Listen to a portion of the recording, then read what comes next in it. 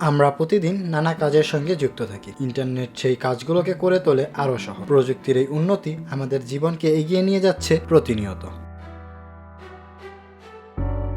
তবু শহর থেকে একটু দূরে গ্রামে গেলেই দেখা দেয় নেটওয়ার্ক সমস্যার বাস্তবতা। বাংলাদেশের অধিকাংশ মানুষ গ্রামে বসবাস করে। তথ্য প্রযুক্তি ও যোগাযোগের যুগে গ্রামের মানুষের জন্য নেটওয়ার্ক একটি অত্যন্ত গুরুত্বপূর্ণ মাধ্যম হয়ে উঠেছে। কিন্তু দুঃখজনকভাবে গ্রামীণ এলাকার নেটওয়ার্ক সমস্যার কারণে মানুষ অনেক সময় ভোগান্তির শিকার হচ্ছে।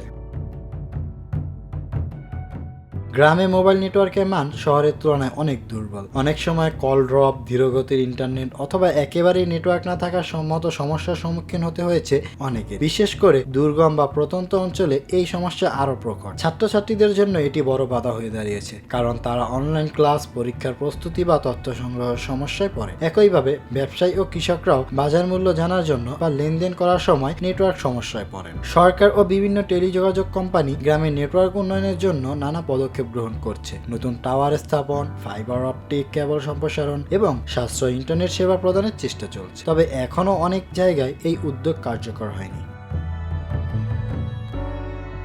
গ্রামীণ নেটওয়ার্ক উন্নত হলে শুধু যোগাযোগ ব্যবস্থাই সহজ হবে না, বরং শিক্ষা, স্বাস্থ্য, কৃষি ও ব্যবসায়িক ক্ষেত্রে বৈপ্লবিক পরিবর্তন আসবে। মানুষ অনলাইনে চিকিৎসকের পরামর্শ নিতে পারবে, কৃষকরা সরাসরি বাজারের পণ্যের দাম জানতে পারবে, শিক্ষার্থীরা অনলাইন শিক্ষা লাভ করবে এবং উদ্যোক্তারা তাদের পণ্য সহজেই প্রচার করতে পারবে।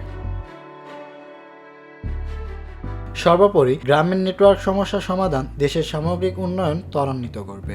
তাই সরকারি বেসরকারি যৌথ উদ্যোগ দ্রুত ও স্থায়ী সমাধানের পদক্ষেপ নেওয়া অত্যন্ত জরুরি।